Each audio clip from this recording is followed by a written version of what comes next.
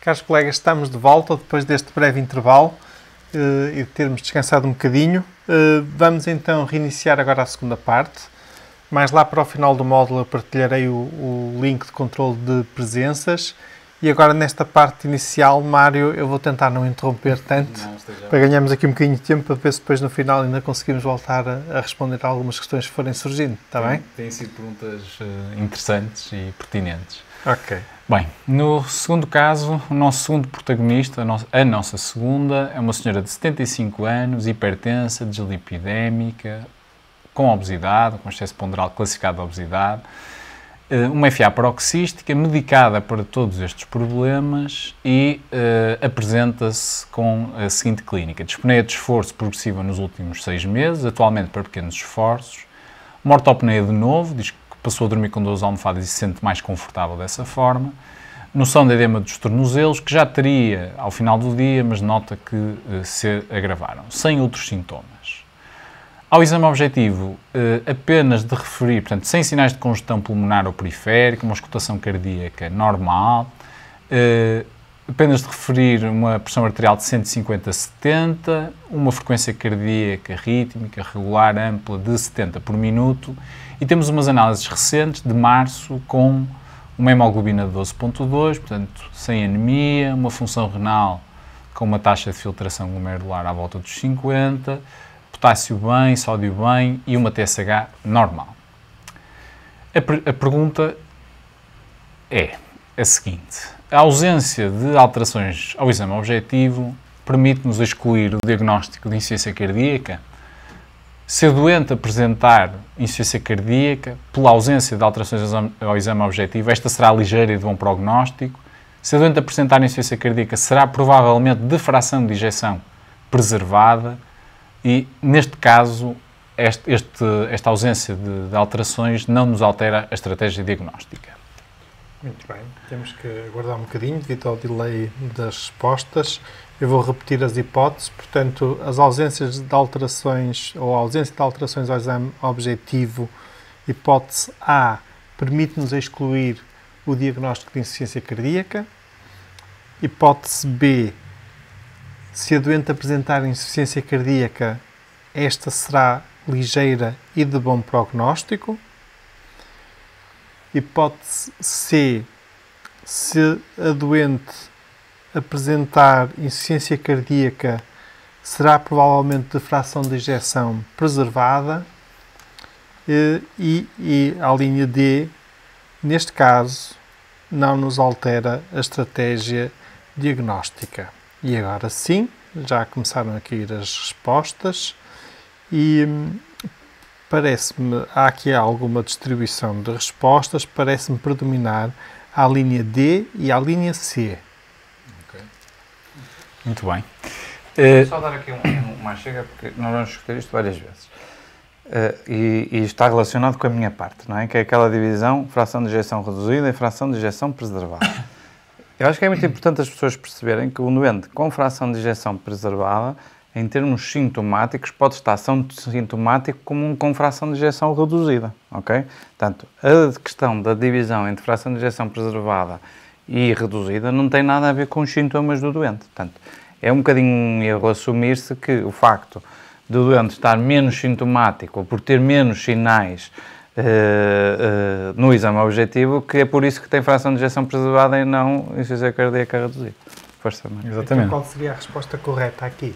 A ver, neste caso, não nos vai alterar a estratégia diagnóstica e com esta pergunta eu queria focar 2 pontos. Este que o Ricardo já referiu, não existe nenhuma, nem em termos, nós sabemos que há alguns antecedentes mais prevalentes na insuficiência cardíaca com fração de ejeção reduzida, outros mais prevalentes na preservada, mas, olhando para os antecedentes, olhando para o grau dos sintomas que os doentes apresentam e olhando para o exame objetivo, é impossível nós, sem a realização de um ecocardiograma, prevermos com um grau de certeza clinicamente razoável se o doente tem insuficiência cardíaca com preservada ou reduzida. E, portanto, o outro aspecto é a questão do exame objetivo. Se olharmos para a definição da insuficiência cardíaca, dizem-nos que pode acompanhar-se de sinais. Portanto, não existe insuficiência cardíaca sem sintomas, pode haver disfunção ventricular esquerda assintomática, se houver disfunção sistólica no ecocardiograma.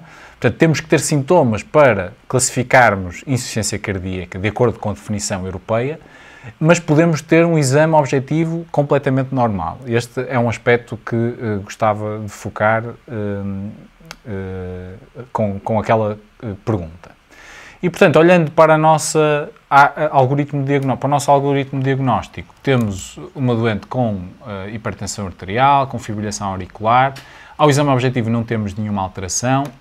Vamos ver o que é que o eletrocardiograma nos mostra. Mostra-nos uma hipertrofia ventricular esquerda, critérios de voltagem e alterações secundárias da repolarização ventricular, aqui muito visíveis e típicas em V5, V6. Portanto, temos um eletrocardiograma anormal, com alterações compatíveis com a hipertrofia ventricular esquerda. A pergunta seguinte é, relativamente à estratégia diagnóstica, portanto, temos a doente já com um estudo sumário do passado, recente, temos um eletrocardiograma normal. A pergunta é se devemos incluir o raio-x de tórax, se devemos prescrever um raio-x de tórax nesta fase da doente. Sim, porque é um exame muito sensível para este diagnóstico de insuficiência cardíaca. Só devemos pedir se a espirometria for anormal. Eu avançaria já para um TAC torácico de alta resolução. Sim, porque não. É um exame acessível, comparticipado e, portanto, pediria ou não. Muito bem. Também temos que aguardar. Portanto, relativamente à estratégia diagnóstica, devemos incluir um raio-x do tórax. A linha A, sim, pela sua elevada sensibilidade diagnóstica na insuficiência cardíaca. A linha B, apenas se a espirometria for anormal. A linha C, pediria já um TAC torácico de alta resolução. A linha D, sim, porque não. E a linha E, não. As respostas, a linha E, A, E, A. Ok, então vamos ver. Parece haver uma divisão entre E e A, mas predominar a E. O raio-x tórax podia ser pedido, mas quando pedirmos este exame devemos saber o que esperar deste e de qualquer exame. E, portanto, relativamente à radiografia do tórax, ele tem uma sensibilidade, uma especificidade limitada no diagnóstico de insuficiência cardíaca. É muito útil na avaliação do doente com dispneia aguda, porque as causas, o diagnóstico diferencial de dispneia aguda inclui causas respiratórias que podem ser importantes discernir com este exame. No doente com dispneia não aguda, será útil, sobretudo, quando há suspeita de um diagnóstico alternativo, nomeadamente patologia respiratória. Esta doente não tinha nenhuma alteração que nos levasse a pensar num diagnóstico respiratório, pelo que é discutível se devíamos pedir ou não raio-x, o tórax. Se o pedíssemos e se ele viesse normal, portanto, não viesse com estas alterações, nós temos que, portanto, aqui com congestão alveolar, a redistribuição vascular, com o reforço hilar bilateral, aqui o apagamento dos fundos de saco, a denotar algum derrame pleural. Se não houver alterações no raio-x de tórax, nós não podemos reduzir muito a probabilidade de insuficiência cardíaca porque ele tem uma sensibilidade, uma especificidade baixa. Relativamente à espirometria, apenas um comentário muito breve. Não que seja um exame importante na estratégia diagnóstica de insuficiência cardíaca, mas muitas vezes os doentes fazem este exame no despiste, no diagnóstico diferencial de dispneia, ou então devido à coexistência de fatores de risco para patologia respiratória ou mesmo patologia respiratória. O que é importante dizer é que a congestão pulmonar associada ou causada pela insuficiência cardíaca altera a complacência pulmonar e, portanto, numa fase inicial já podemos ter alterações restritivas, portanto, com diminuição do FVC, alterações obstrutivas só numa fase mais avançada, com congestão mais significativa, mas é importante ter isto em consideração, porque se podem fazer diagnósticos pulmonares na presença de um doente com insuficiência cardíaca em que as alterações pulmonares são devido à congestão. É preciso ter sempre isto em consideração. Deixa-me só acrescentar uma coisa, que é, não é raro o doente que tem ao mesmo tempo insuficiência cardíaca e doença pulmonar obstrutiva crónica. Aliás, nós vamos falar disso a propósito das comorbilidades, porque até é importante em termos terapêuticos, que é aquela questão dos beta-bloqueadores, usar, não usar, como usar. Nós vamos falar disso a propósito no módulo das comorbilidades. Mas como muitos fatores de risco são comuns para doença coronária, insuficiência cardíaca e doença pulmonar obstrutiva crónica, às vezes há de facto uma sobreposição das duas patologias e, portanto, é importante também sabermos interpretar estas provas de função respiratória para estas, muitas vezes, coexistência entre estes dois grandes síndromes, de facto. Muito bem. Então vamos continuar. A próxima pergunta é: relativamente à estratégia diagnóstica, qual seria o próximo passo? Um ecocardiograma transtorácico, NT-proBNP, prova de esforço, cintigrafia de perfusão do miocárdio, cinética do ferro. Se calhar, enquanto as pessoas Neste veem... caso já temos respostas. Já temos? Porque tinha partilhado as perguntas, eu vi que vinham as perguntas, já tinha partilhado aqui no chat. Predomina a resposta A, mas alguns colegas também escreveram A ou B. Ok. Olhando para e seguindo o nosso algoritmo, na presença de uma suspeita de insuficiência cardíaca, passamos então para a quantificação dos péptidos natriuréticos. Eu percebo que as condições logísticas e de... Sim, se fosse em Portugal, se calhar era mais assim, não é? É o que a maior parte dos colegas responderam. Claro. Não é? No ambiente, pelo menos no ambiente ambulatório, Claro. na grande maioria dos doentes, o que avançaríamos não era para os péptidos natriuréticos, era logo direto para o ecocardiograma. Acho que é importante também só dar aqui uma nota rápida. É assim, isto não é feito, este algoritmo, por acaso, isto é muito adaptado à realidade dos outros países. Nos outros países, para terem uma ideia, um ecocardiograma é um exame caro e que não está tão facilmente disponível como em Portugal. É um exame que custa, por exemplo, em Inglaterra custa 200 ou 300 euros. Em Portugal, um ecocardiograma nem 40 euros custa. E, portanto, no fundo, o que é que este algoritmo quer? É também poupar dinheiro, ou seja, se pedirmos um teste que exclui alguns doentes de ter insuficiência cardíaca, poupa o ecocardiograma, não é? Em Portugal, pronto, vamos adaptar à nossa realidade e se calhar o mais provável era neste, o mais correto se calhar era pedir o ecocardiograma.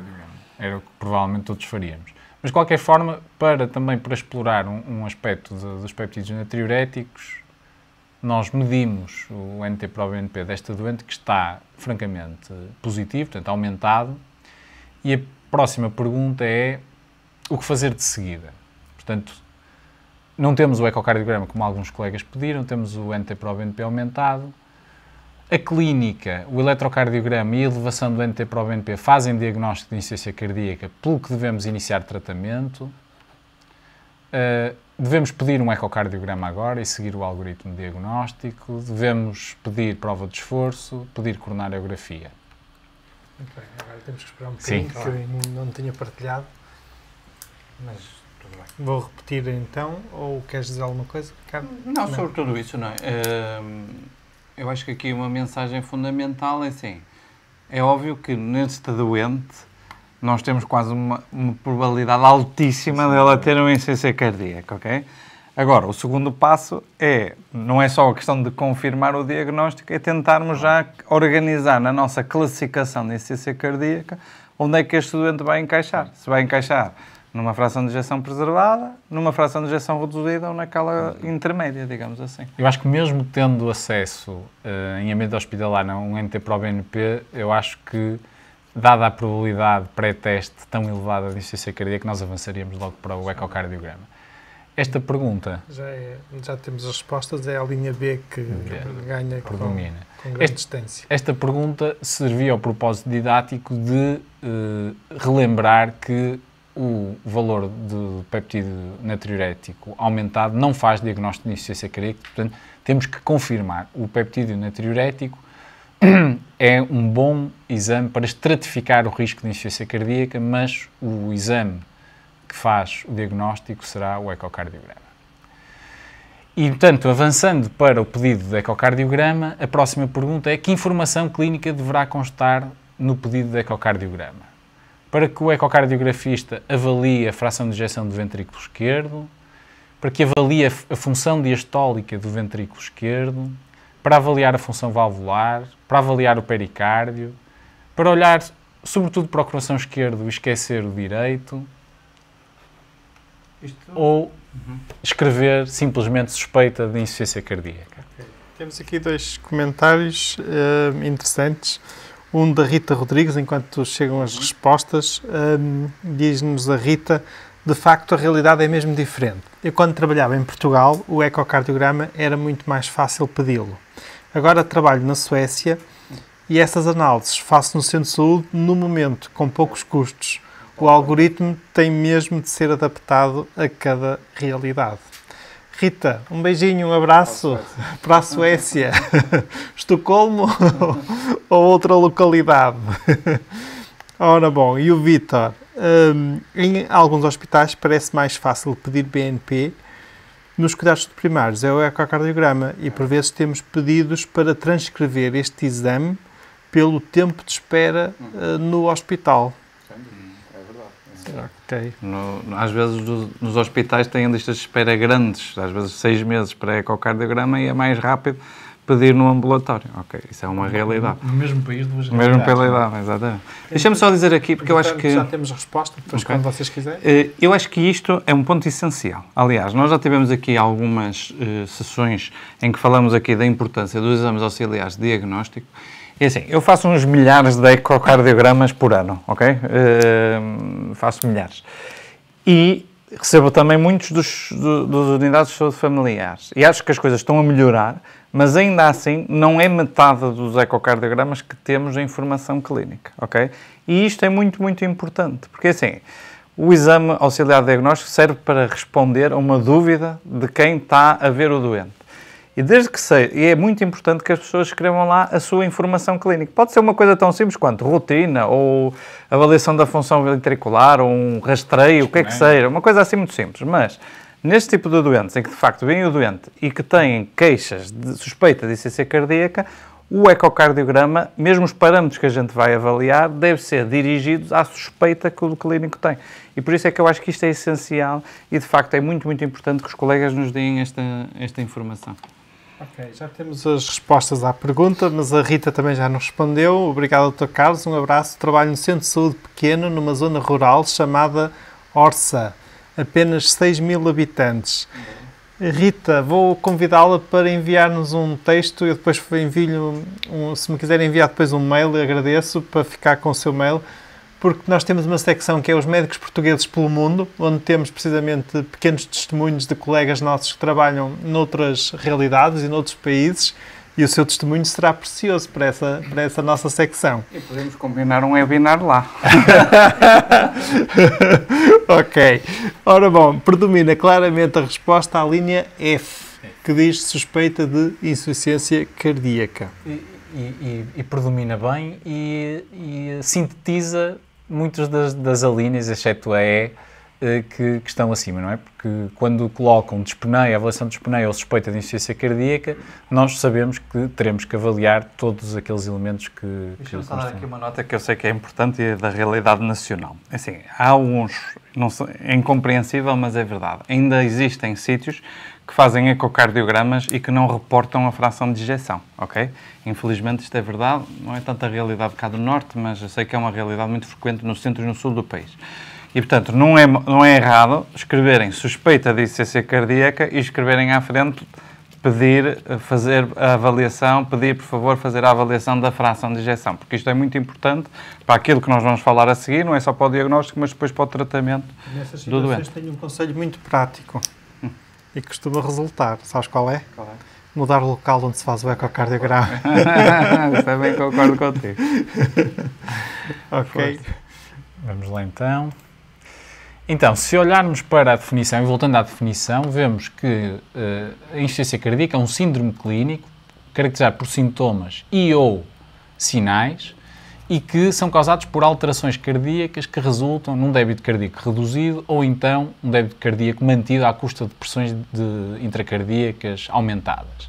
E, portanto, no ecocardiograma vai ser um exame fundamental para demonstrar estas alterações para cumprir os critérios que a definição nos dá. Portanto, o objetivo é demonstrar alteração estrutural ou funcional cardíaca compatível com o diagnóstico de IC, tem um enorme valor diagnóstico relativamente à presença ou não de insuficiência cardíaca, tem algum valor e um importante valor também no diagnóstico etiológico, isto é, a insuficiência cardíaca é presente está presente e algumas alterações que nós possamos descrever já nos orientam para a causa dessa insuficiência cardíaca e também tem um valor prognóstico para nós percebermos se temos que ser mais ou menos agressivos no tratamento desta patologia. E, portanto, no ecocardiograma, aquilo que vamos fazer é avaliar a estrutura e função ventricular esquerda, quer sistólica, quer diastólica, avaliar a função direita, que também pode ser causa de insuficiência cardíaca. A presença de hipertensão pulmonar falaremos num caso, com mais detalhe, num caso clínico seguinte. Avaliar a anatomia e a função valvular, que é uma das principais causas de insuficiência cardíaca. Avaliar o pericárdio, pode ter alterações que também justifiquem. Portanto, de uma forma muito simples, a função sistólica do ventrículo esquerdo vai ser avaliada de uma forma global através da fração de ejeção, que é um método relativamente simples, em que se quantifica o grau de esvaziamento do ventrículo esquerdo. A função diastólica do ventrículo esquerdo, também importante para quando a fração de ejeção é normal. Pode ser avaliada por inúmeros parâmetros e que depois poderemos detalhar um pouco mais. E eu citava aqui, eu trouxe este artigo para fazer com que o Ricardo se sentisse velho, porque já em 2011 ele escrevia sobre este assunto e num artigo que eu recomendo, porque apesar dos anos que já passaram, ele mantém grande atualidade e de uma forma muito prática identifica alguns equívocos que nós temos ao pensar na insuficiência cardíaca com fração de ejeção preservada. E um deles, um equívoco, é que os parâmetros ecocardiográficos da avaliação da função diastólica são ainda pouco específicos e não influenciam a abordagem clínica. Nada mais errado. Influenciam a abordagem clínica, já influenciavam em 2011 e neste momento as coisas estão muito mais standardizadas e simplificadas para quem faz o ecocardiograma. Portanto, nós temos já indicações, temos valores normais que na altura eram um problema, definir normal e anormal relativamente à diástole. Temos abordagens, algoritmos relativamente simples e fáceis de implementar na prática clínica que demonstram aquela alteração funcional cardíaca que nós precisamos para nos convencermos que estamos na presença de um doente com insuficiência cardíaca. E, portanto, na segunda pergunta, nesta pergunta, não é segunda, que elementos ecocardiográficos é que vocês acham que são consistentes com o diagnóstico de insuficiência cardíaca? Portanto, que se estiverem no relatório do ecocardiograma que pediram, vos alerta para a possibilidade de insuficiência cardíaca. A hipótese A, uma dilatação da aurícula esquerda. A hipótese B, uma hipertrofia ventricular esquerda. A hipótese C, uma fração de ejeção do ventrículo esquerdo reduzida. A hipótese D, uma diminuição das velocidades de relaxamento miocárdico. A hipótese E, uma hipertensão pulmonar. Peço desculpa. Enquanto as pessoas vão respondendo, eu vou reforçar aqui esta ideia do Mário. Assim, acho que quando a gente vê um relatório de um ecocardiograma de um destes doentes, há duas coisas que a gente deve sempre perguntar. Ok, primeira coisa é, confirma então o meu diagnóstico ou não, que no fundo é que parâmetros é que então vão sugerir o diagnóstico de insuficiência cardíaca, e depois uma coisa que é praticamente imediata e que deve nos colocar da pista que eu já disse no início, que é pensar logo na causa da insuficiência cardíaca. E já vamos ver aqui alguns casos clínicos. Sempre que houver alterações da contratilidade segmentar, a pista é, isto é doença coronária. Se nós tivermos hipertrofia ventricular esquerda, lembrar que isto pode ser uma pista de uma hipertensão arterial não controlada, uma cardiopatia hipertensiva, ou se esta hipertrofia for muito assimétrica, aí pensar numa cardiomiopatia, ok? Portanto, vai haver aqui uma série de pequenos truques, que nós também já vamos falar, que nos vão ajudar, ao mesmo tempo que estamos a diagnosticar, a confirmar o diagnóstico, pensar já naquelas várias causas possíveis de insuficiência cardíaca. Okay. Então já temos respostas, predomina claramente a linha C, mas houve alguns colegas que escreveram todas as respostas. Okay. E são de facto todas as respostas. A linha C... Faltava a linha D a dizer todas. É verdade. As professores doutores são os malandros.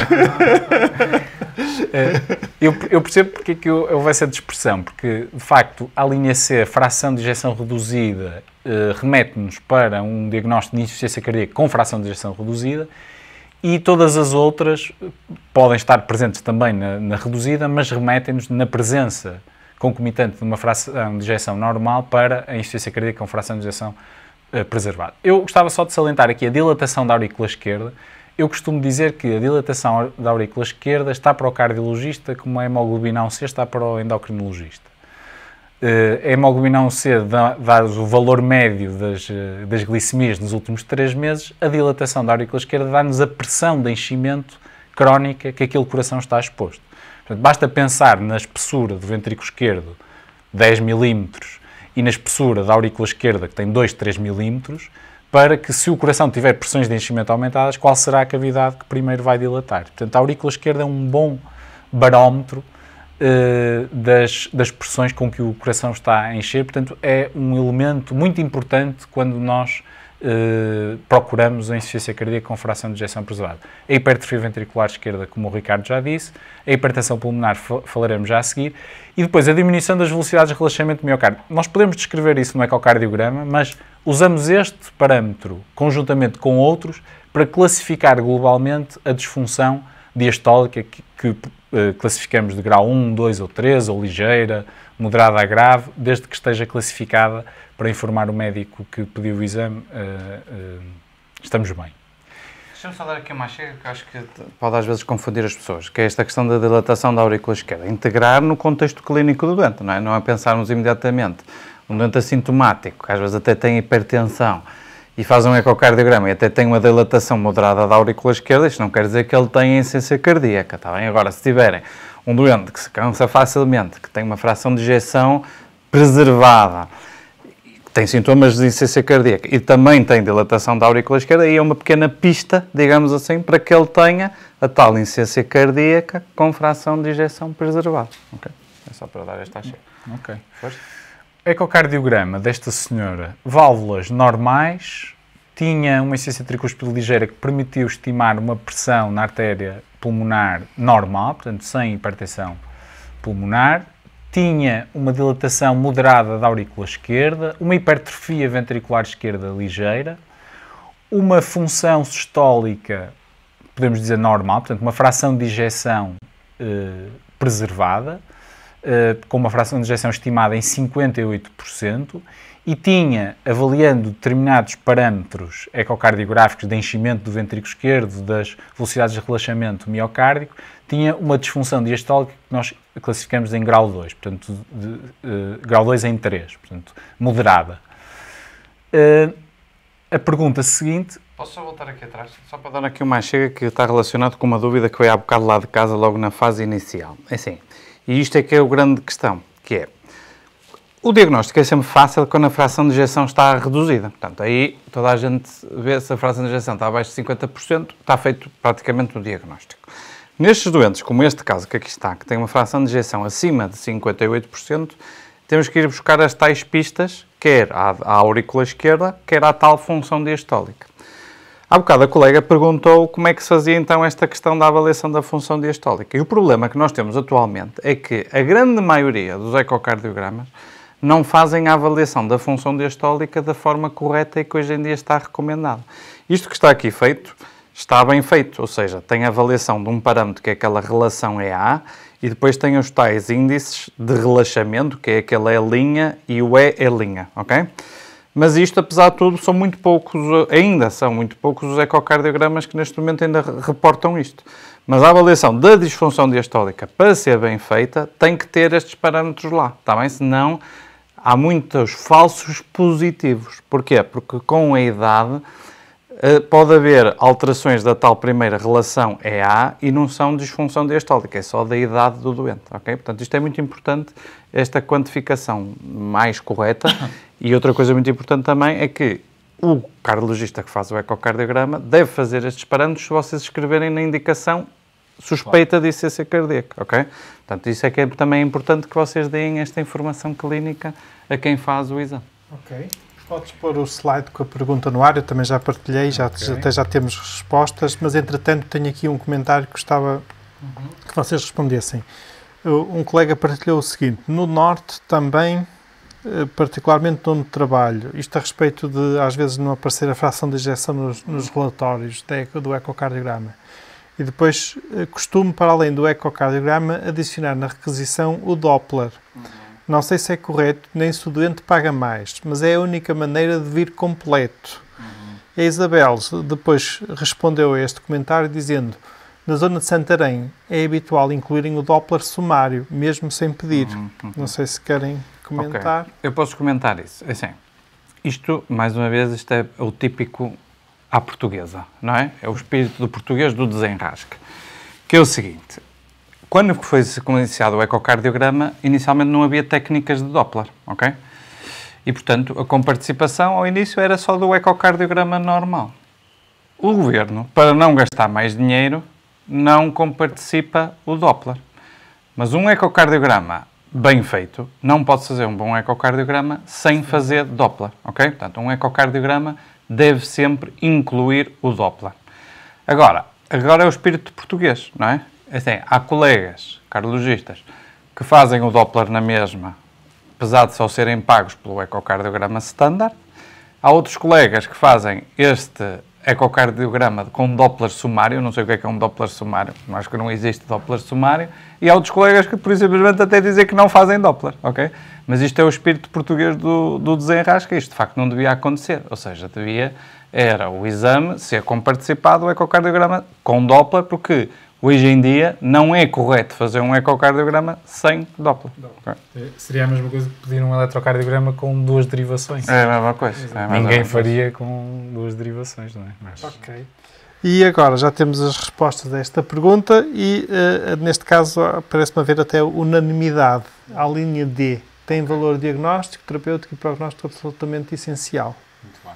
Portanto, estão atentos àquilo que nós já dissemos. De facto, a fração de ejeção não tem nenhuma relação com o diurético, pode ter na mesma insuficiência cardíaca, não tem apenas interesse académico e tem um valor absolutamente essencial, por aquilo que o Ricardo já referiu inicialmente nesta sessão, que existem 3 fenótipos distintos: fração de ejeção reduzida, fração de ejeção intermédia ou ligeiramente reduzida e preservada, de acordo com estes intervalos, abaixo de 40, entre 40 e 50 e acima de 50.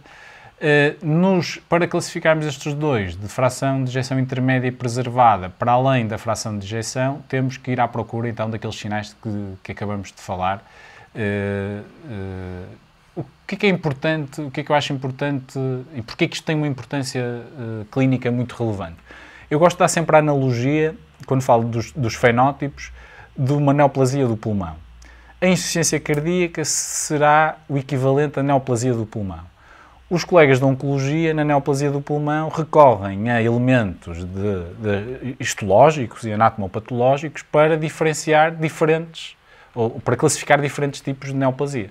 Adenocarcinoma, células pequenas, tumores neuroendócrinos, que vão ter um tratamento totalmente distinto, que têm um prognóstico também diferente, mas que se apresentam como neoplasia do pulmão e a apresentação clínica é muitas vezes semelhante. Na cardiologia, nós até de uma forma um pouco embaraçosa, não precisamos de biópsia cardíaca, precisamos de uma variável muito fácil de quantificar, que é a fração de ejeção. E, portanto, quando a fração de ejeção está abaixo de 40, nós sabemos que os doentes têm uma determinada fisiopatologia que indica determinados tratamentos e que sabemos que alteramos completamente a história natural da doença. Quando temos uma insuficiência cardíaca com fração de ejeção preservada, os doentes clinicamente são muito semelhantes, mas têm uma fisiopatologia diferente e, portanto, os tratamentos que estão indicados neste tipo não são os mesmos. E na fração de ejeção de intermédia é um grupo que surgiu recentemente, nas últimas recomendações, em 2016. Em apenas 2 anos já foram publicados muitos dados sobre estes doentes. O que fazer com estes doentes ainda não é claro, ainda não se pode dizer, não há um tratamento universal para estes doentes. Aquilo que sabemos é que a maior parte dos doentes com fração de ejeção intermédia beneficia, não no grau que os doentes com fração de ejeção reduzida, mas beneficiam de uma forma significativa dos tratamentos com a fração recomendados para a fração de ejeção reduzida, que irão falar no próximo módulo.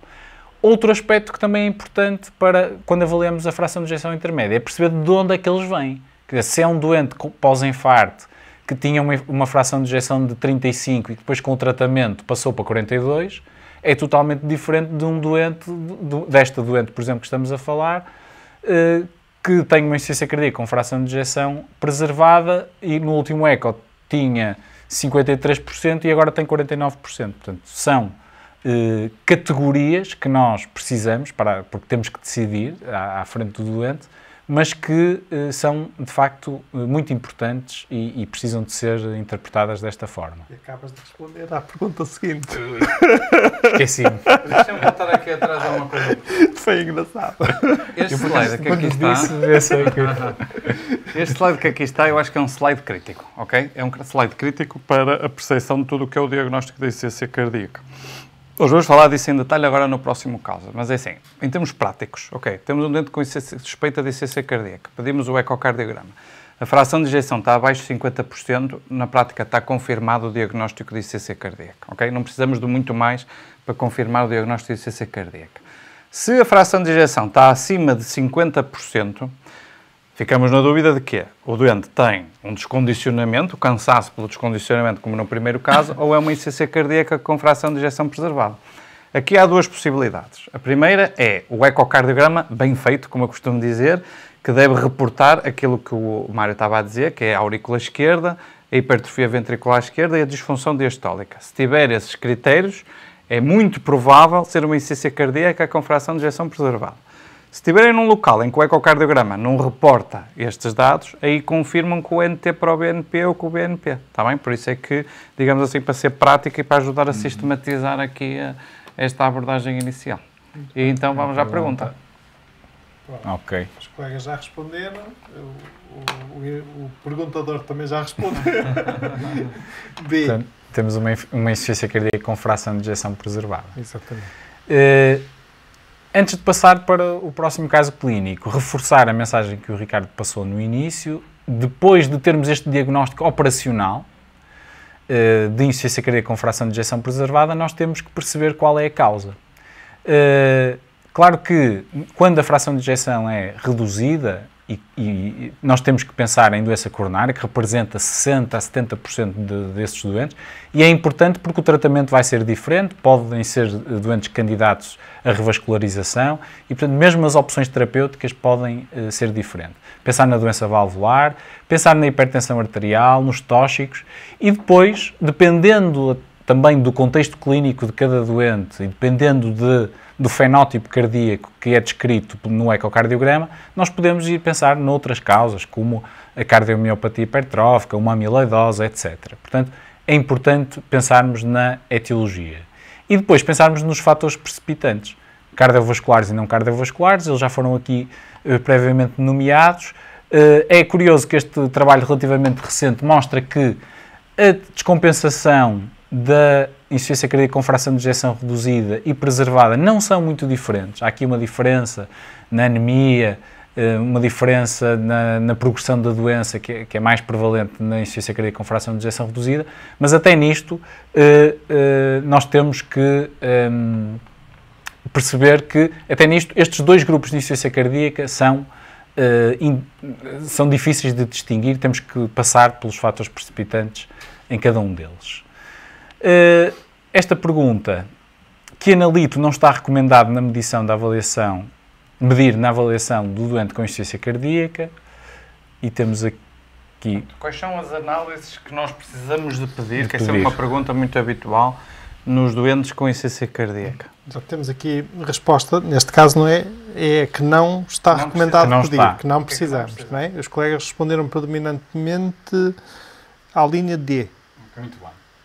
E, de facto, todas as restantes, portanto, estão incluídas no padrão de análises básicas que nós temos que pedir, que vão influenciar quer o tratamento, quer o estadiamento da doença. Portanto, rapidamente, estas análises são importantes logo para duas coisas, não é? Para ver se há alguma comorbilidade associada à insuficiência cardíaca e já aqui também já despista algumas causas de insuficiência cardíaca, ok? Agora, portanto, por isso é que é importante pedir estas, e os péptidos natriuréticos para o diagnóstico. Por isso é que estas análises são importantes na avaliação inicial do doente com insuficiência cardíaca. Ok. Elaborando um bocadinho, por exemplo, a ferritina, essa alteração transferrina, porquê? É importante. O déficit de ferro, existem alguns estudos que demonstram que mesmo na ausência de anemia, o déficit de ferro pode interferir com a capacidade funcional dos doentes, portanto, a função muscular esquelética e mesmo a função cardíaca. Portanto, existe alguma evidência que repor os níveis de ferro desses doentes pode trazer melhorias em termos de qualidade de vida e capacidade funcional. Ainda não existem dados que mostrem melhoria de prognóstico, mas há essa questão que é importante observar. No tratamento também. Vamos falar da importância disto no tratamento. Portanto, neste caso, eu gostava de salientar que o raio-x tórax tem uma sensibilidade e especificidade limitada, que a elevação dos péptidos natriuréticos não faz por si só diagnóstico de insuficiência cardíaca. Precisamos do ecocardiograma, que é o exame central nesta fase de abordagem deste doente. A fração de ejeção permite-nos classificar diferentes tipos de IC com importantíssimas implicações terapêuticas. A determinação da causa e fator precipitante são também centrais porque vão influenciar a nossa abordagem do doente com insuficiência cardíaca. E passaria já ao terceiro caso.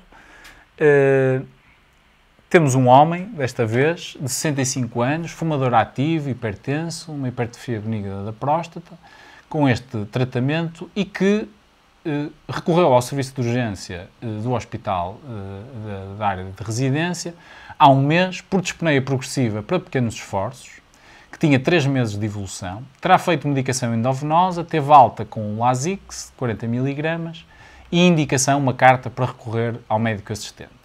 O doente melhorou do ponto de vista sintomático e protelou a vinda ao médico assistente e veio até porque a medicação está a terminar e ele gostou imenso da medicação porque ficou muito melhor. Do ponto de vista de exame objetivo, temos aqui um sopro sistólico, mais audível no foco mitral, crepitações teleinspiratórias bibasais, a sugerir alguma congestão pulmonar, e o ECG que ele realizou no serviço de urgência vem relatado como ritmo sinusal, alterações inespecíficas da repolarização, análise do serviço de urgência básicas, portanto não mostraram anemia, função renal preservada e ionograma também normal. Portanto, neste doente, o que é que acham que deveríamos pedir? BNP, ecocardiograma, prova de esforço, provas funcionais respiratórias porque é um fumador, raio-x tórax. Muito bem, enquanto aguardam as respostas, vou ainda fazer aqui uma partilha de uma ou de outra pergunta. A Telma, por exemplo, a respeito da ferritina, diz, mas ferritina sem PCR, ficamos sem saber se está alta por infecção. Vamos deixar isto para o próximo módulo, está bem? Porque depois vamos identificar como é que se reconhece a falta de ferro no doente com insuficiência cardíaca. Tem uns critérios específicos, tem que se olhar para vários parâmetros e, portanto, fica no próximo módulo. A respeito ainda do ecocardiograma, fração de encurtamento, como é que devemos interpretar? Não interessa. Okay? Não sei o que é. Deitem ao lixo, ok? Okay. Fração de encurtamento não existe, em termos Uma ecocardiográficos. pergunta histórica. É isso. A história da medicina. Já temos respostas. No fundo, as respostas dividem-se entre a linha A e a linha B. Ok. Neste caso... Diz aqui o Tiago, algoritmo A, Portugal, B. Eu acho que neste caso nem é só a questão de contingência de quem pede. Porque temos aqui uma alteração ao exame objetivo, um sopro que não estava previamente conhecido e, portanto, mesmo que pedíssemos o NT para o BNP, nós iríamos acabar por pedir um ecocardiograma para investigar a causa desta alteração à auscultação e, portanto, conjugando tudo, eu penso que o melhor exame para este doente seria o ecocardiograma, porque nos iria responder à questão do NT para o BNP, portanto, insuficiência cardíaca ou não, e iria responder também à questão do exame objetivo. E este ecocardiograma deste doente mostra-nos que há uma insuficiência mitral de grau moderado, mostra-nos que existe uma hipertensão pulmonar ligeira, com uma PSAP de 41, há uma dilatação moderada da aurícula esquerda e na função ventricular temos uma depressão ligeira da função sistólica do ventrículo esquerdo, com uma fração de ejeção estimada em 42%, e temos alterações da contractilidade segmentar. Portanto, a parede posterior do ventrículo esquerdo não contrai, portanto, há uma acinésia da parede posterior. Deixa-me só fazer aquilo que estávamos há bocado a dizer, que era, primeira pergunta, confirma o diagnóstico, não confirma o diagnóstico? Acho que temos todas as confirmações de diagnóstico. A fração de ejeção está diminuída, portanto, diagnóstico de insuficiência cardíaca. Segunda coisa, ver no ecocardiograma. Temos aqui alguma pista que nos ajude a dizer a etiologia, a causa da insuficiência cardíaca? E temos, ok? Temos aqui duas coisas importantes. Tem uma alteração da contratilidade segmentar, tem uma acinésia de uma parede do ventrículo. O que é que faz? Quando há alterações da contratilidade segmentar, coloca-nos logo na pista de ter doença coronária. É a primeira coisa sempre a pensar. E depois, a segunda coisa, também tem uma doença valvular associada, que até muito provavelmente neste caso é uma consequência da própria acinésia da parede posterior. Ok? Portanto, a alteração valvular é secundária à alteração da contratilidade segmentar. Em relação ali àquela frase, insuficiência tricúspide ligeira a moderada, permitindo estimar a pressão sistólica da artéria pulmonar em 41 mm de mercúrio, o médico de família, quando lê isto, para nós, é um bocadinho chinês. Sim, mas ainda falta a conclusão. Pois, falta a conclusão. Eu não coloquei aqui a conclusão. Na conclusão diria hipertensão pulmonar. Exatamente, é aqui, Ok. hipertensão pulmonar. Tá bom. É só para não repetir. Portanto, também tinha hipertensão pulmonar. Sim. Ok. Muito bem. Depressão ligeira da função sistólica do ventrículo esquerdo, fração de ejeção estimada em 42%. Qual é o limiar aqui que... 50% é o chave, não é? 50% Ok. mete logo. Agora, se fosse 42%, é aquilo que a gente chama a fração de ejeção intermédia, não é? Exatamente. Está entre 40 e 50, ok? Mas abaixo de 50 confirma o diagnóstico na prática, ok? Para ser mais simplificado e mais objetivo. Muito bem. Já temos aqui algumas respostas para esta pergunta que eu fui partilhando no chat. Predomina a linha C, Muito bem. iniciar a terapêutica modificadora de prognóstico de insuficiência cardíaca e reavaliar no mês para a titulação da terapêutica. Ok. Portanto, quantificar a NT-proBNP não precisamos, porque já estamos convencidos pelo ecocardiograma e pelo contexto do doente que ele tem uma insuficiência A cardíaca. esse respeito do ProBNP que o meu colega tinha partilhado, além disso, quando se colocou a pergunta anterior de fazer eco ou fazer o BNP, o doente estava medicado com diurético. Para o BNP este pode estar falsamente diminuído neste caso. Exatamente. Estão atentos. Manter o diurético, dada a melhoria clínica, sabemos que os diuréticos não são modificadores de prognóstico e, portanto, não seria a atitude mais adequada. Iniciar terapêutica modificadora de prognóstico, sim, mas não só, não é? Prova de esforço não me parece também adequado neste ponto. Aqui a consulta de cirurgia cardíaca, temos de ter em atenção que a doença valvular será secundária à doença de miocárdio, portanto, o tratamento para a doença valvular é diferente. A referenciação a uma consulta de cardiologia, dependendo do contexto, dependendo de muitas contingências. Porquê é que eu não acho que a resposta C é totalmente correta?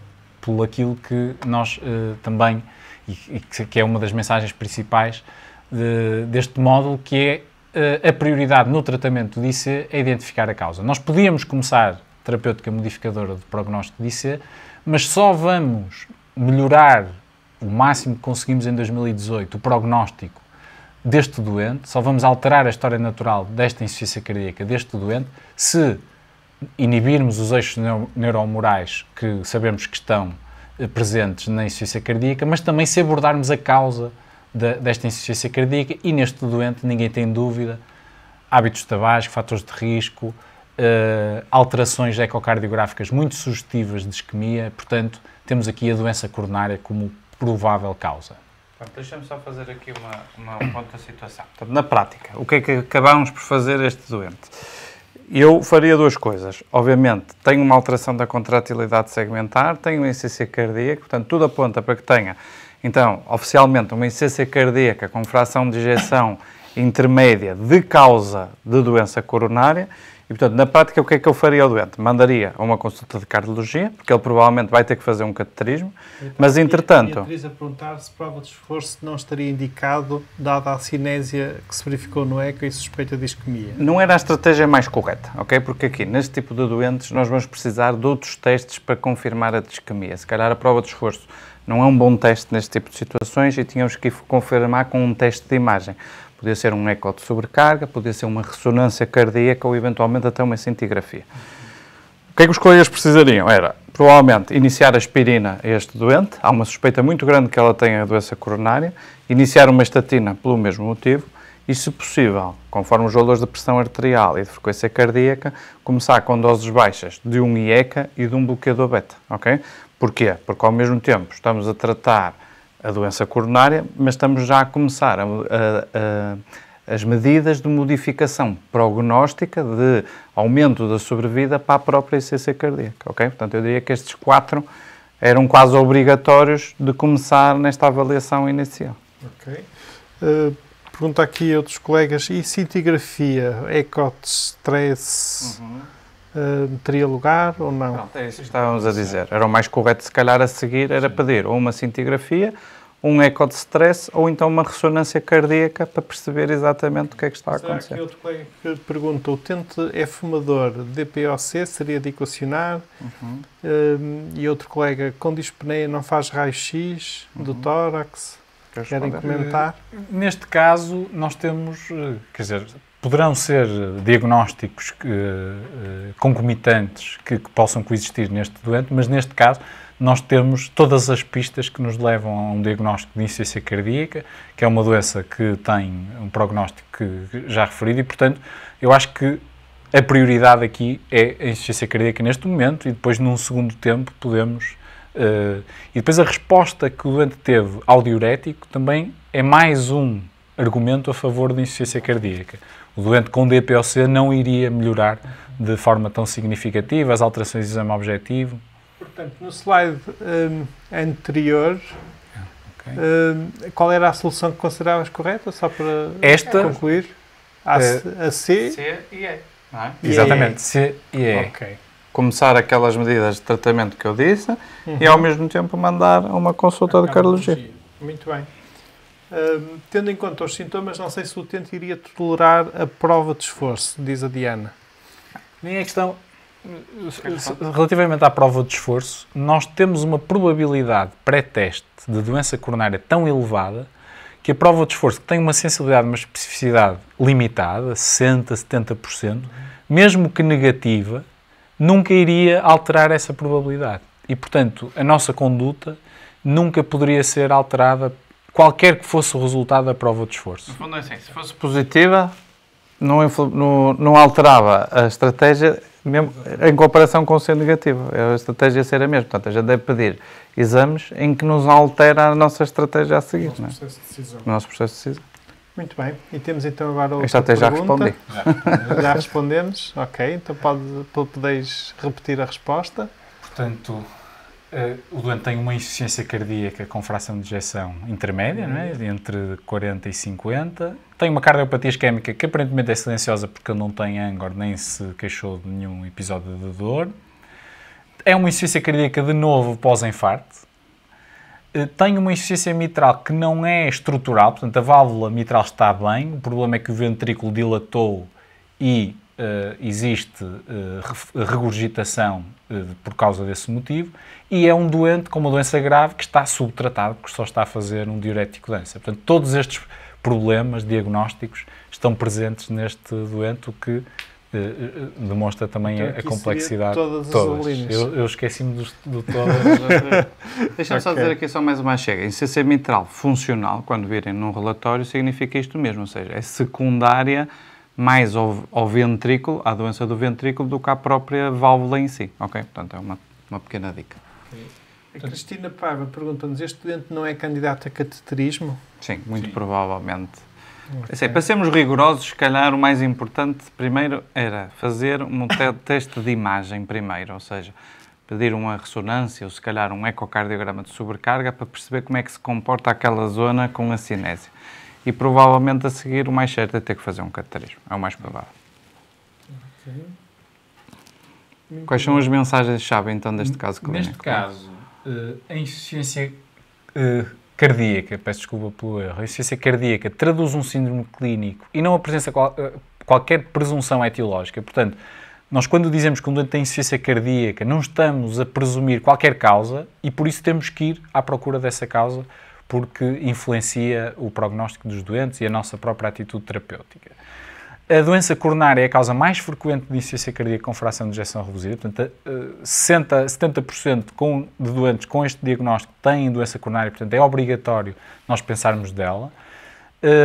Outras causas comuns de insuficiência cardíaca são a doença valvular, a hipertensão, tóxicos, etc. Portanto, temos que, de acordo com o contexto clínico do doente, pensar em cada uma delas.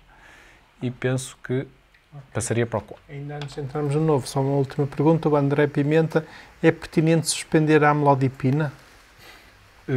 Se a amlodipina impedisse a prescrição de IECA e de beta-bloqueador, totalmente pertinente. O doente tinha um perfil tensional normal e, portanto, eu acho que era uma atitude terapêutica a considerar. Tirar a amlodipina e controlar a tensão arterial, que era para isso que o doente tomava a amlodipina, com fármacos que, para além de controlarem a tensão arterial, vão inibir os eixos neuromorais. Deixa-me só dar aí mais uma chega. Assim, era errado estar a dar um outro antagonista do cálcio. O verapamil e o diltiazem é contraindicação absoluta num quadro clínico como este, ok? Porque vai deprimir ainda mais a função ventricular esquerda. A amlodipina não faz mal, o que pode é impedir que a gente aumente as doses dos outros fármacos que melhoram o prognóstico, nomeadamente aqui o IECA e o bloqueador beta, ok? Portanto, aí dependia agora do valor da pressão arterial do doente. Para aqueles colegas que estejam a ver em full screen, gostava só de alertar que já partilhei no chat o link para o controle de presença final deste módulo, está bem? Não se esqueçam de fazer esse controle de presença. Por força. Muito bem. Por último caso, senhora de 82 anos com múltiplos fatores de risco cardiovascular, hipertensão, dislipidemia, diabetes, obesidade, uma FA permanente, uma doença renal crónica com uma taxa de filtração de 45, uma doença pulmonar crónica com um padrão espirométrico misto, de gravidade ligeira, uma anemia de doença crónica e a ser tratada, bem tratada para todos estes problemas. Aparece-nos na consulta com um agravamento da dispneia de esforço no último ano, neste momento para pequenos esforços, havendo apneia, quis trazer este sintoma, sem ortopneia ou dispneia paroxística noturna, uma noção de aumento dos edemas dos tornozelos e sem outros sintomas. Do ponto de vista do exame objetivo, temos um sopro mesosistólico, mais audível no foco aórtico, uma estase bibasal e um edema bimaleolar, portanto, congestão pulmonar e congestão periférica. Uma pressão arterial de 160/90, um pulso irregular devido à sua fibrilação auricular à volta dos 80. E em termos analíticos, temos uma anemia de 11, que já era conhecida na doente, uma função renal dentro daquilo que já conhecíamos, e um NT-proBNP, portanto, com outras alterações que depois discutiremos, um NT-proBNP de 900, portanto, elevado.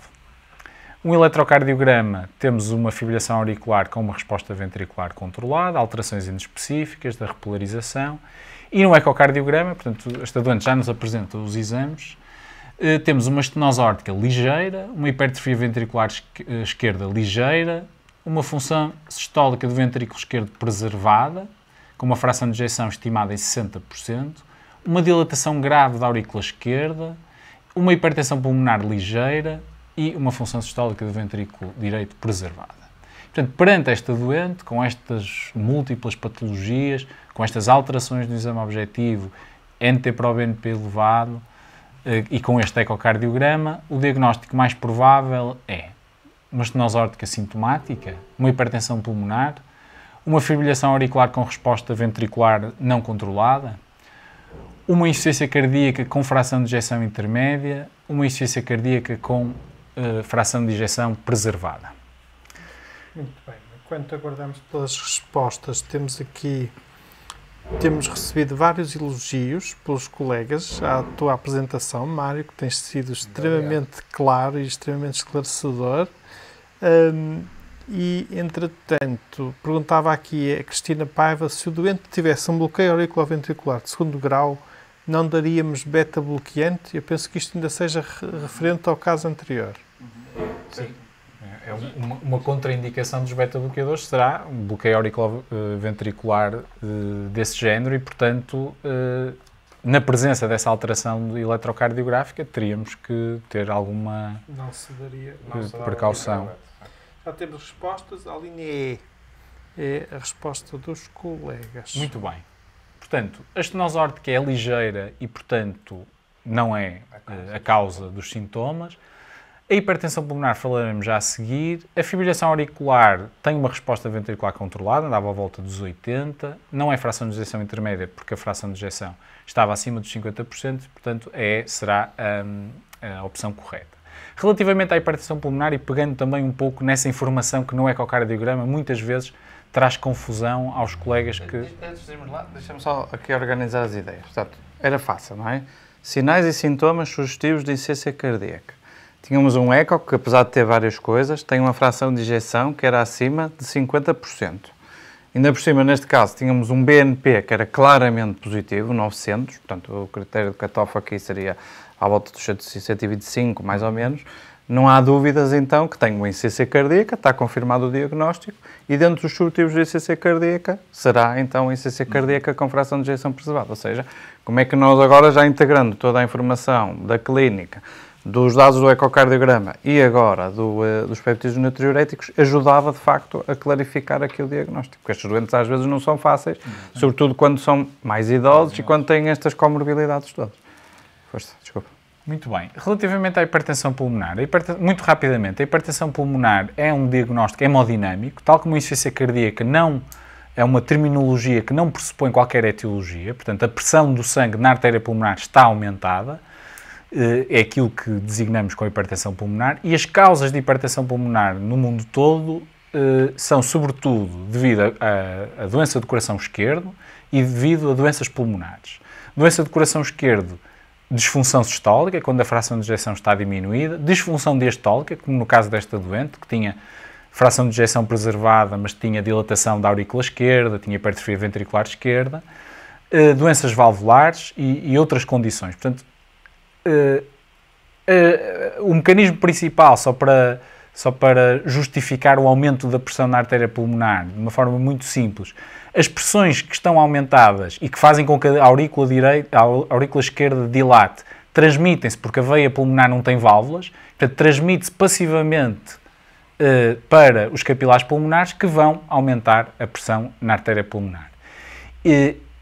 Esta condição hemodinâmica é muito prevalente nos quadros de insuficiência cardíaca, quer com fração de ejeção reduzida, quer preservada. E, portanto, quando estão a avaliar um doente com essa suspeita, não se surpreendam pela presença de hipertensão pulmonar no ecocardiograma.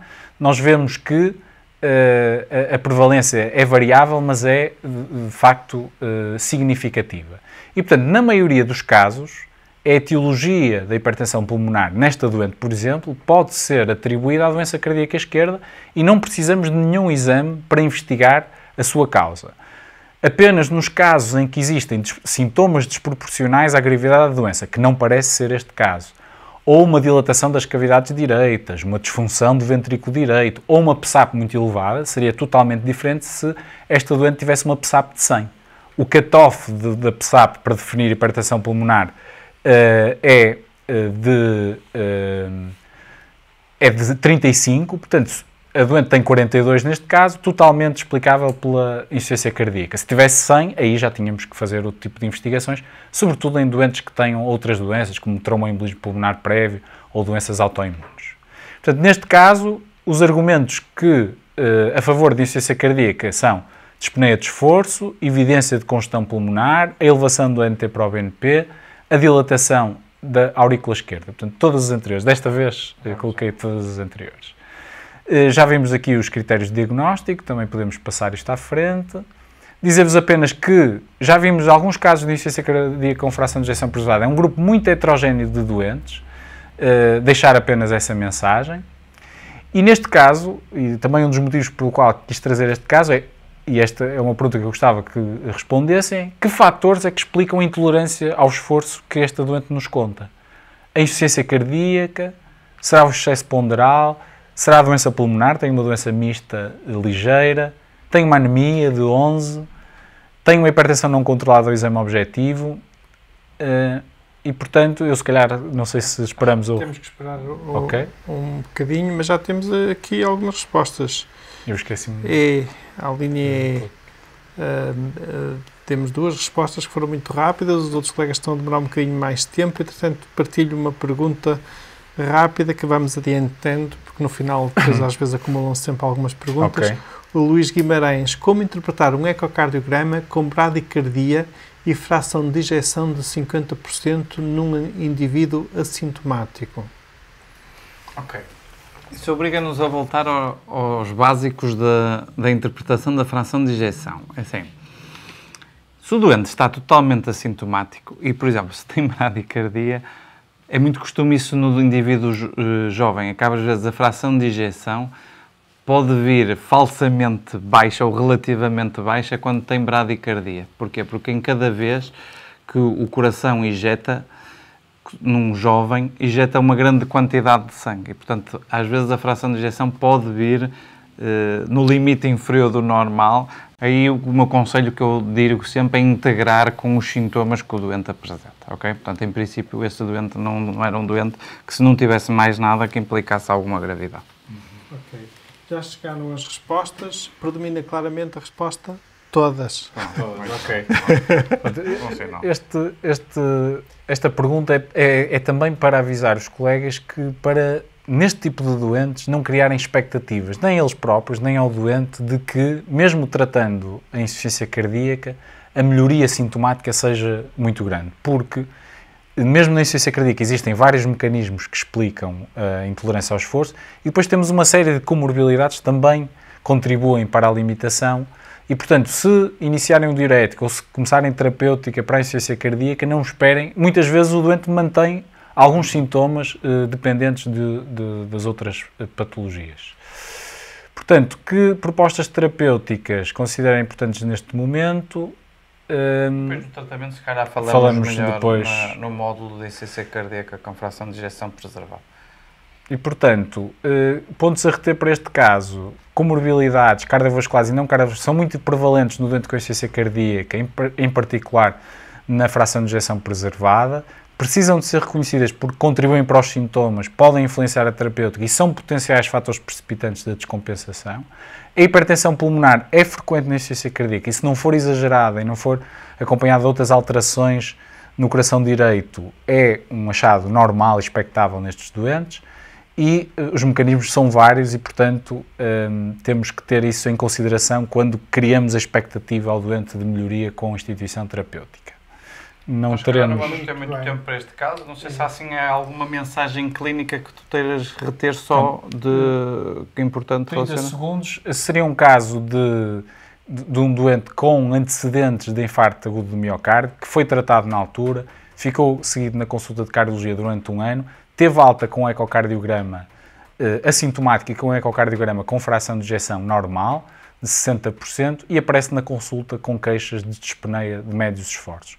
É importante, por aquilo que o Ricardo disse no início, 1 em cada 4 destes doentes acaba por desenvolver insuficiência cardíaca, portanto é importante estarmos atentos a estes sintomas nestes doentes e avaliá-los como outro doente com insuficiência cardíaca. Eu vou para os pontos a reter. E, portanto, os antecedentes de infarto agudo do miocárdio, por si só, devem aumentar de forma muito significativa o índice de suspeição de IC na presença de sintomas. Portanto, naquele algoritmo de estratificação de risco, este é talvez o antecedente mais importante na estratificação de risco. O esclarecimento da etiologia da insuficiência cardíaca é um passo fundamental, novamente, esta mensagem, porque isto vai alterar, em particular nestes doentes. Portanto, neste doente não vamos começar a tratar a insuficiência cardíaca e esquecermos que a doença coronária pode ter progredido e, portanto, pode ser necessário revisitá-la e tratá-la novamente. A doença coronária representa a causa mais prevalente de insuficiência cardíaca. E seriam estas as mensagens deste caso. Estamos mesmo na reta final. Colegas, recordo mais uma vez, já partilhei o link para o controle de presença final deste módulo. Por favor, não se esqueçam, façam-no já, está bem? Quase todos os módulos, há colegas que me enviam depois um mail, às vezes no dia a seguir, a dizer, peço desculpa, mas esqueci-me de fazer o controle de presença final do módulo, e eu depois já não vos consigo resolver o problema. As regras são iguais para todos e por isso os controles de presença têm que ser feitos de forma atenta e proativa da vossa parte no momento certo, e realmente é algo que é evitável, digamos, esse esquecimento, está bem? E recordo. Temos aqui algumas perguntas pendentes, estamos mesmo na reta final, nos últimos minutos. Vamos tentar só responder então aos colegas. Dizia aqui, a dada altura, a Raquel. Dizem que o BNP não faz diagnóstico de insuficiência cardíaca. Logo, se o BNP for normal ou ligeiramente aumentado e a fração de ejeção estiver preservada, mesmo com sintomas de insuficiência cardíaca, o diagnóstico é apenas clínico. Certo? A Liliana leu e respondeu. Raquel, penso que se o BNP for normal, a probabilidade de IC é muito baixa, pelo que devemos pensar e procurar ativamente outras causas para a sintomatologia do doente. Querem responder? Concordo totalmente com essa questão. A resposta da Liliana. Muito bem. Então, outra questão. Tenho um doente com dispneia progressiva para esforços e com ECG com hipertrofia ventricular esquerda. Pediu-se ecocardiograma e veio descrito como estando sem alterações morfológicas. O que sugeriam fazer? Repetir o ecocardiograma? Bem, depende da qualidade do ecocardiograma. Portanto, o que quer dizer sem alterações morfológicas? Se o ecocardiograma for totalmente normal,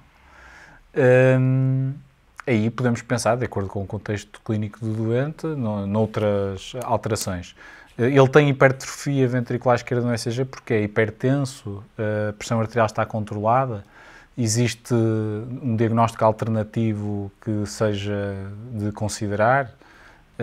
O NT-proBNP, nesse caso, se persistir a dúvida, pode de facto ajudar, porque se vier negativo, aí nós com um maior grau de certeza podemos dizer ao doente que de facto não parece ser causa cardíaca e procurar outras causas. É isso, não é? No fundo a questão é se o ecocardiograma foi de facto bem feito, não é? Aquela velha história. Se o ecocardiograma, nesse caso, tem avaliação da função diastólica, era importante ter a boa avaliação da função diastólica. Se persistem dúvidas, é pedir o NT-proBNP ou o BNP. A Rosário. Atualmente é bastante comum vermos doentes com hipertensão arterial de longa data, nem sempre bem controlada, e posteriormente diagnosticada insuficiência cardíaca em contexto dos cuidados de saúde primários. Pode acontecer assumir-se que a etiologia da insuficiência cardíaca foi a hipertensão arterial. O que vos faria investigar outra etiologia ou investigariam sempre outra etiologia? Eu fico sempre um bocadinho preocupado de atribuir assim logo à cabeça insuficiência cardíaca, o diagnóstico é hipertensão, a causa é a hipertensão arterial. Porquê? Porque a hipertensão arterial, sobretudo nestas idades, atinge que é 80% a 90% das pessoas, não é?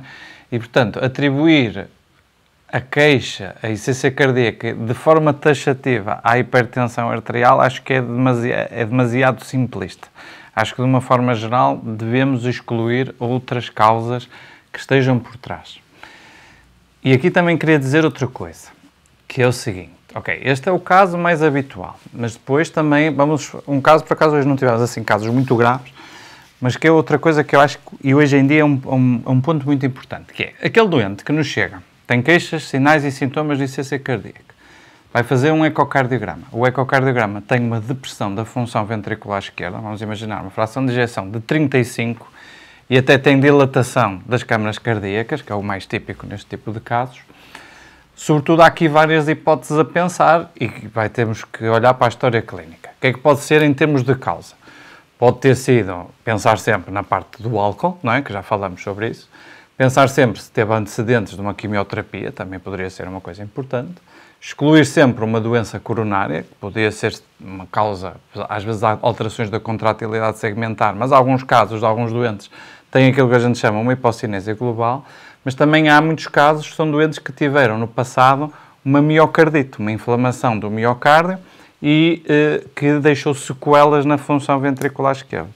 Neste tipo de doentes, sobretudo quando temos compromisso da função ventricular esquerda, hoje em dia há um exame que é chave na avaliação da causa da insuficiência cardíaca, que é a ressonância cardíaca. Cada vez mais está a emergir como um exame essencial na avaliação do doente e eu estou em crer que isto daqui a 5 anos vai quase entrar nos algoritmos como sendo obrigatório, se a fração de ejeção está reduzida, a não ser que haja uma causa logo óbvia, fazer sempre uma ressonância cardíaca, porque depois vai ajudar muito nesta questão de dizermos sempre que não é o diagnóstico final, é preciso ir à procura da causa.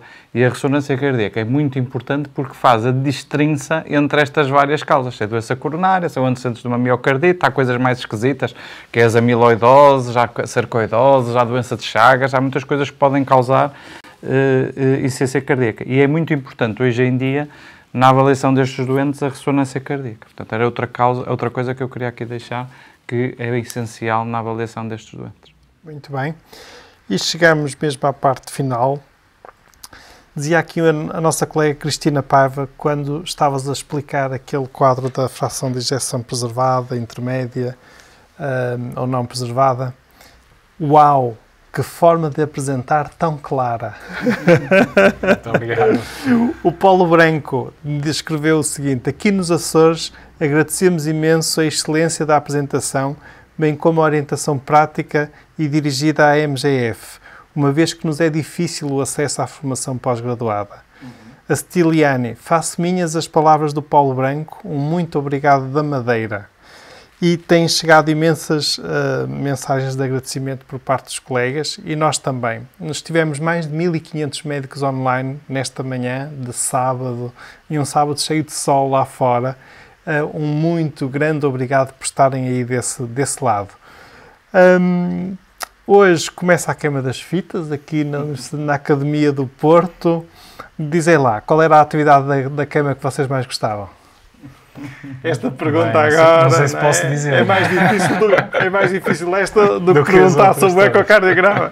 Então vá, conta lá, Mário. Não, o cortejo é sempre um... Era o teu ponto alto? Um ponto... E depois a festa, não é? E os jantares. Para mim, os jantares para mim não era o cortejo. Então. Aliás, durante muitos anos fui nos primeiros anos e fui no último. Mas eu tinha outras atividades preferidas. Então. A serenata, gostava mesmo muito da serenata. A serenata era um ponto... É um momento mágico, alto. Por um lado, não é? Era. O outro é mais para diversão. Exatamente, para diversão. Para além do cortejo, era o que vinha a seguir ao cortejo. Que era na altura, já nem lembro bem o nome, não é? O concerto que havia na altura era o Kim Barreiros. Era essa, terça-feira que ia Kim Barreiros. Aquilo era uma festa mesmo à grande. Ainda no Palácio de Cristal. Tu eras desse tempo. Ainda no Palácio de Cristal. E tu, Ricardo, qual era a tua atividade preferida? Olha, é mesmo isso. Assim, eu tentava aproveitar o melhor de cada um desses momentos. Gostava muito também de ver a serenata, porque acho que é um momento mágico. Aqui no Porto assim, tem uma magia especial. Tinha. Acho que a parte de diversão também é um momento bom à noite, estarmos com os amigos. Os jantares, que o Mário também diz, os famosos jantares do lombo assado, digamos assim, que era sempre a mesma emenda. E eu gostava também particularmente do cortejo, acho que era sempre um momento de diversão, andar a conviver com outros colegas, outras faculdades, acho que era giro. Depois ainda tinha um outro momento alto, que era normalmente à quinta-feira à noite, que era o Festival de Tunas, no Coliseu. Também era um momento muito, muito especial da minha queima das fitas. Normalmente eram assim esses os três momentos. Era o dia do cortejo, embora o que eu gostasse mais era do pós-cortejo. E eu vou contar mais uma, que eu gostava particularmente. À Safebras, pertencia à comissão do curso. Então vou contar uma que era mais engraçada, que foi dos momentos que eu mais gostei, foi a garraiada. Ir apanhar o touro dentro da arena. Do Castelo ou Póvoa? Póvoa. Isso é uma experiência memorável, mas está lá dentro, não é estar a assistir, está lá dentro. Ok, confesso que dessa parte já não me atraía tanto. Muito bem, caros colegas, também, no fundo, tudo faz parte, não é? Temos o lado formativo, temos o lado também que vai para além da medicina e já quando éramos estudantes também ia, por isso no fundo faz parte destas partilhas. Passo-vos a palavra para vos despedirdes dos colegas. Bem, eu gostava uma vez mais de agradecer o convite, foi de facto um obrigado prazer. Nós, Mário, foi um gosto estar aqui, acho que aprendemos todos esta interação, sempre com um foco prático, infelizmente não é tão frequente como deveria ser nas formações e agradecer novamente e cumprimentar 1500 pessoas, fiquei admiradíssimo. Nós só vemos 2 câmaras aqui. E cumprimentar os colegas e até uma próxima.